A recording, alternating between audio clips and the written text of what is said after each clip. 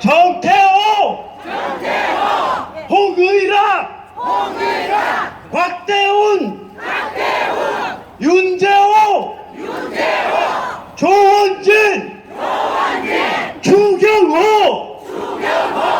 이분들 다 어디 계세요? 이분들 다 어디 계세요? 이 자리에 최소한 나와서 같이 해줘야 되는 거 아닙니까? 같이 해줘야 되는 거 아니에요? 이번 일은 저는 이번 일을 사건 이름을 순실뻥이라 그랬습니다. 같이 따라해 주세요. 순실뻥! 그만둬라! 순실뻥! 집어넣어라! 제일 처음에 우리나라의 가장 강력한 반공불락인 기독교 불락을 잘라내기 위해서 저들이 제일 처음 만든 게 뭐예요? 무당이다, 악령에 들었다. 연세대학교에 병원 세브란스 부원장까지 한 전머식이라는 인간이 박근혜 대통령에 대해서 정신이 악령이 들었다라고 공개 발언을 했어요. 그래서 기독교 불락이 완전히 떨어져 나갔어요. 초장에. 맞죠? 굉장히 지능적이에요. 그 다음에는 최순실이가 모든 국정을 주물르고 박근혜는 그 앞에 아바타라고 몰약했죠. 맞죠? 그러고 나서 무수한 거짓말을 하다가 안 되니까 프로포폴 마약했다 그랬죠. 맞죠? 그것도 안 되니까 마지막에선 고산병에서 먹는 비아그라 타령까지 했죠. 맞죠? 이거는 나치의 수법입니다.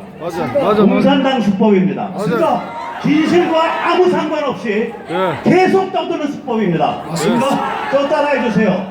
너희가 나치냐? 너희가 공산당이냐?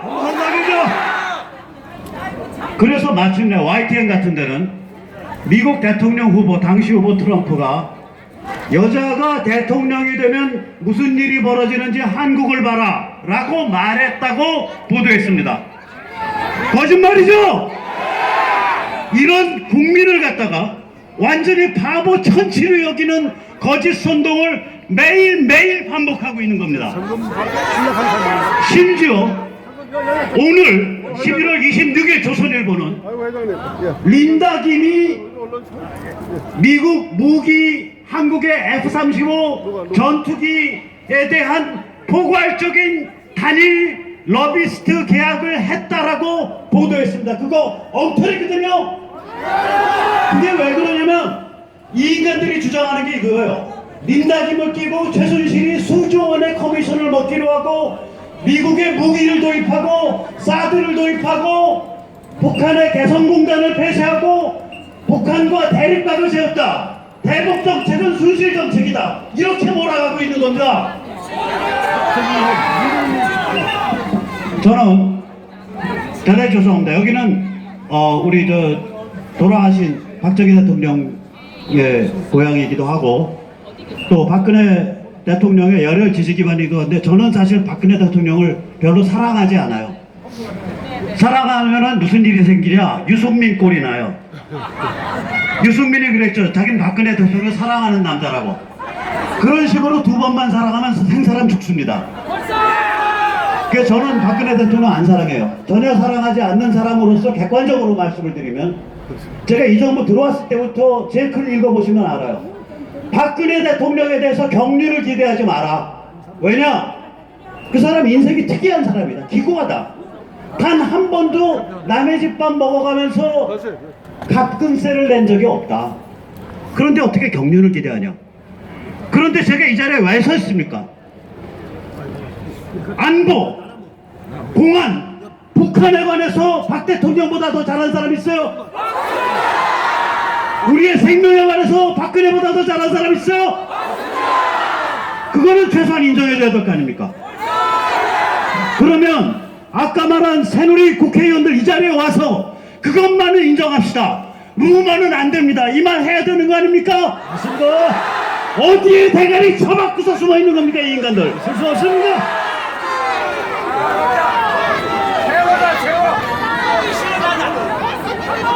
자, 박 대통령 보세요. 박 대통령 정부 안에서 통진당 해산됐죠? 예. 전교조 해산됐죠? 예. 물론 박 대통령 행정부가 한 건 아니지만 민노총이 날개가 꺾였습니다. 이 사정 잘 모르실 거예요. 민노총은 산별노조예요. 그러니까 옛날에는 개별 기업에 있는 노동조합이 민노총을 탈퇴하려고 해도 탈퇴를 못하게 돼 있었어요. 그게 불과 작년인가 올해 초에 대법원이 개별 노동조합이 마음대로 민노총을 탈퇴할 수 있다라고 박근혜 정부 안에서 결정했습니다. 단두대 가져갔죠, 시들? 거기 민노총에 어느 조직이 가지고 앉아왔어요? 건설노조입니다.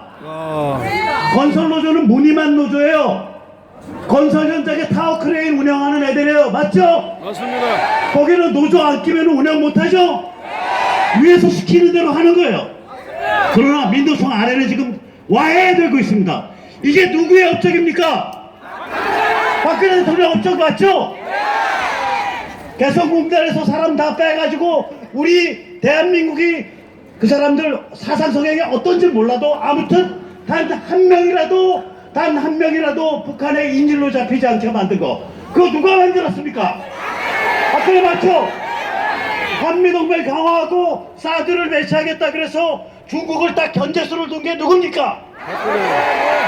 북한을 압박해서 내일 모레 그 글피 언제든지 북한 정권이 붕괴하더라도, 북한 체제가 붕괴하더라도 하나도 놀랍지 않도록 만든 게 누굽니까? 그거는 인정하자고요. 그거 인정하고 루머하지 말고 그리고 나서 공격해라 이거예요.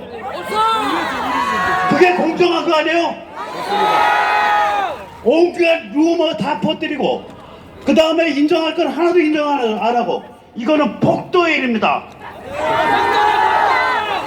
이거는 폭도의 게임이에요.